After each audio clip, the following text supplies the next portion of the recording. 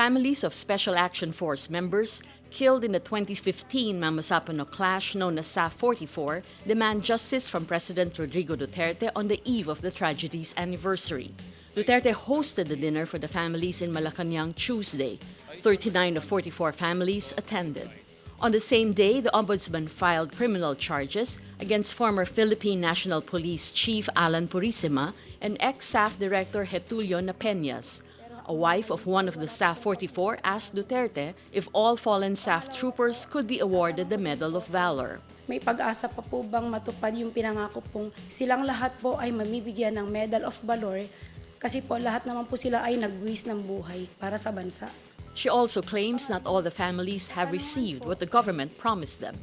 The Medal of Valor, the highest award that can be given to a member of the police or military, was given to only 2 of the SAF 44, supposedly because of the tedious process required before it can be awarded. Duterte said he'll create a commission to reinvestigate the tragedy.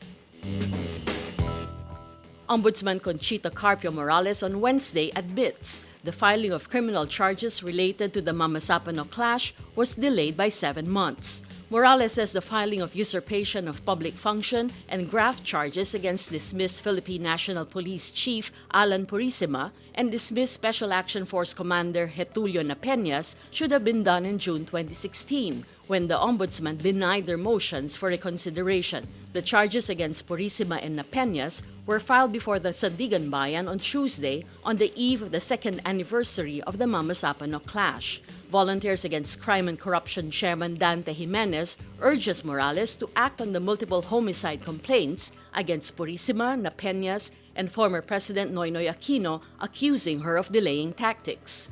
Morales says cases against Aquino are still undergoing preliminary investigation.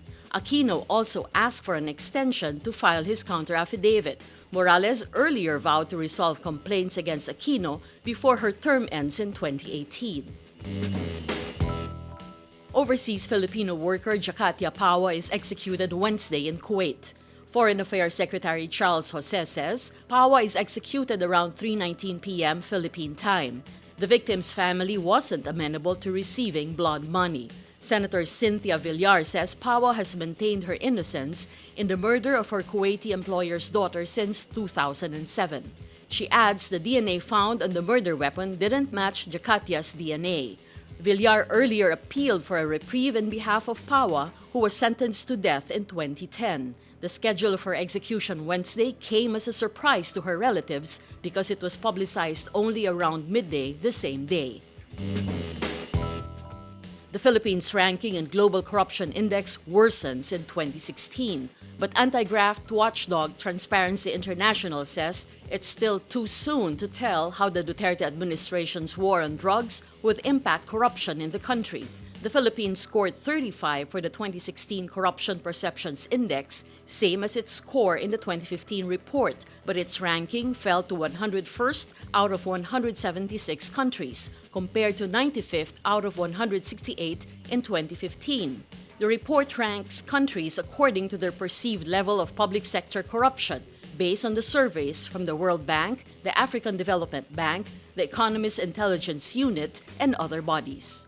Philippine President Rodrigo Duterte's war on drugs killed more than 7,000 since July 2016. There is also a noticeable increase, particularly online, in attacks against journalists and a proliferation of fake news and misinformation under the Duterte administration. Veteran actress Meryl Streep is nominated for her 20th Academy Award, making her the most nominated performer in Oscars history.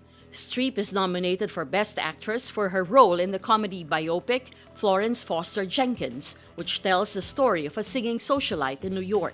She also breaks her own record with the nomination: 16 for Best Actress and 4 for Best Supporting Actress. Katharine Hepburn and Jack Nicholson tie for second with 12 nominations each. Her nomination also delights social media users who called it a fitting rebuke to United States President Donald Trump. Trump described Streep as overrated after she denounced him at the Golden Globes earlier this month.